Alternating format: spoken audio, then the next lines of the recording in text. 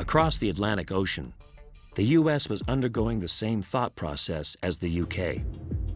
It started developing air-to-air missiles in the 1950s that formed the basis of its air power doctrine well into the 1960s. No aircraft epitomized this thinking more than the McDonnell F-4 Phantom, but it also revealed the flaws. The Phantom was designed for the U.S. Navy as a fleet defender. It would launch from the aircraft carrier and shoot down the Soviet bombers sent to sink the fleet.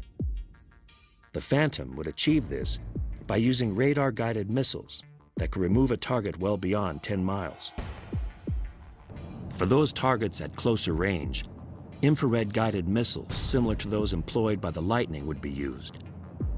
The U.S. Navy, and later the U.S. Air Force, was so confident in the plane's capability that no guns, a cannon or a Gatling, were installed on the big 62,000-pound jet. The problem was that the missiles rarely worked properly, and the pilots had forgotten, or simply not been trained in, the art of dogfighting. So when the U.S. entered the Vietnam War in 1963, the Phantom was far less effective than it should have been. Eventually, a Gatling gun was installed in the Phantom, and the U.S. Navy and Air Force formed schools to teach their pilots what was by now the long-lost skill of dogfighting.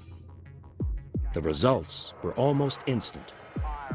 By the war's end in 1975, the F-4 was dominating most of its engagements.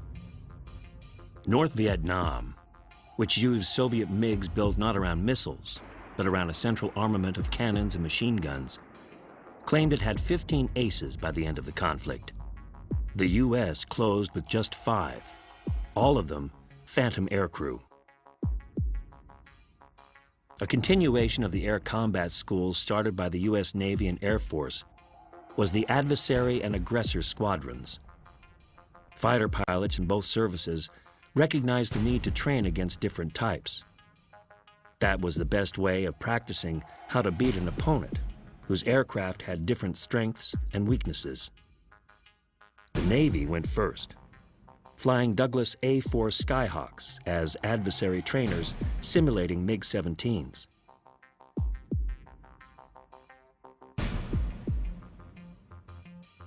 The concept is simple. A squadron of fighters and their pilots deploys to the home of the adversary, or vice versa, and spends 1 or 2 weeks flying a whole range of sorties to hone their dogfighting skills. The emphasis is less on combat with missiles and more about getting into close-in, swirling fights. The U.S. Navy introduced its newest fleet defender, the Grumman F-14 Tomcat, in 1972.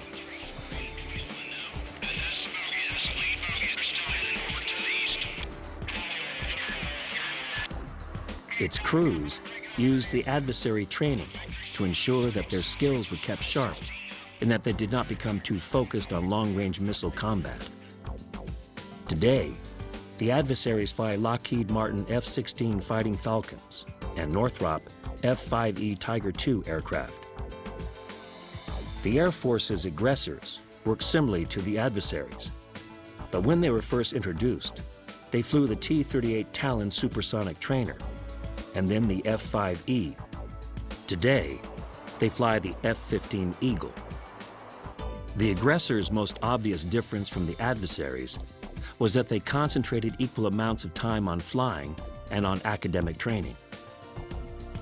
The academics covered what they knew about the Soviet pilot, the man, as well as what they knew about his machine.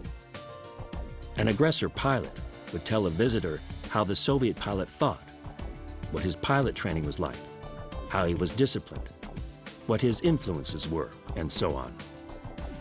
In the air, the aggressor pilots flew just like the Soviet ones. They executed the same maneuvers and tactics and made good use of ground controllers to help them, just as the Soviets did. Today, they do much the same thing, but now they mimic the tactics of current threats, like Chinese and North Korean pilots.